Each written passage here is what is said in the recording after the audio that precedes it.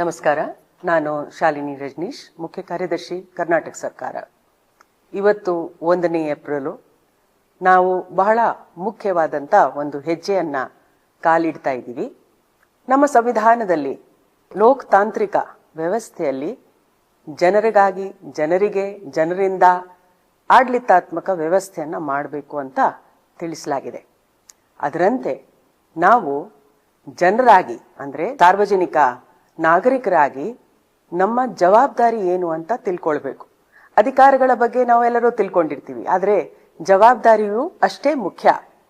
ಉದಾಹರಣೆಗಾಗಿ ನಾವು ಪ್ರತಿ ಸಲ ಯಾವುದೇ ಒಂದು ಚುನಾವಣೆ ನಡೆದಾಗ ನಾವು ನಮ್ಮ ವೋಟ್ ಅನ್ನ ಹಾಕಲೇಬೇಕು ಅಂತ, ಇದು ನಮ್ಮ ನಾಗರಿಕ ಜವಾಬ್ದಾರಿ.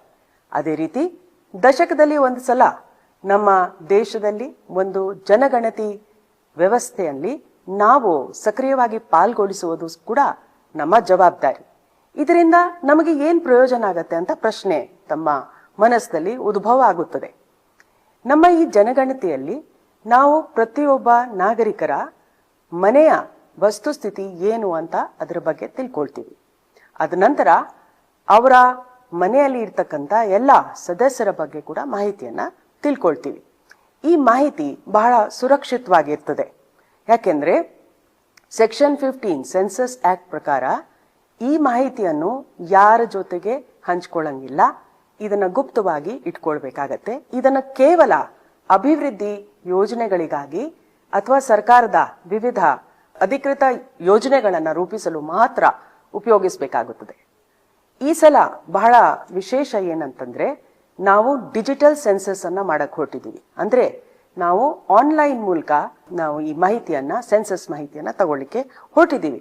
ಹಿಂದೆ ತಮ್ಗೆ ನೆನಪಿರಬಹುದು, 2011ರಲ್ಲಿ ಈ ರೀತಿ ಶೀಟ್ಗಳನ್ನ ತಗೊಂಡು ಸೆನ್ಸಸ್ ಅಧಿಕಾರಿಗಳು ತಮ್ಮ ಮನೆಗೆ ಬಂದಿದ್ದಾರೆ. ಅವರು ತಮ್ಮ ಮಾಹಿತಿಯನ್ನ ಇದರಲ್ಲಿ ಪಡೆದು ತಮ್ಮ ಸಹಿಯನ್ನ ಮಾಡಿಸಿದ್ದಾರೆ. ಈಗ ಇದನ್ನ ಸ್ಮಾರ್ಟ್ ಫೋನ್ ಮೂಲಕ ಅಥವಾ ಲ್ಯಾಪ್ಟಾಪ್ ಮೂಲಕ ಅಥವಾ ಕಂಪ್ಯೂಟರ್ ಮೂಲಕ ನಾವು ಮಾಡ್ಲಿಕ್ಕೆ ಹೊರಟಿದ್ದೀವಿ. ನಮ್ಮ ಈ ಕಾರ್ಯಕ್ರಮದ ಅಡಿಯಲ್ಲಿ ವಿಶೇಷ ಒಂದು ಘಟ ಏನಂತಾರೆ, ಏಪ್ರಿಲ್ 1ರಿಂದ 15ವರೆಗೂ, ಅಂದ್ರೆ 15 ದಿವಸದಲ್ಲಿ ನಮ್ಮ ನಾಗರಿಕರಿಗೆ ಸೆಲ್ಫ್ ಡೆಕ್ಲರೇಷನ್ ಅನ್ನ ಒಂದು ವ್ಯವಸ್ಥೆಯನ್ನ ಮಾಡಲಾಗಿದೆ.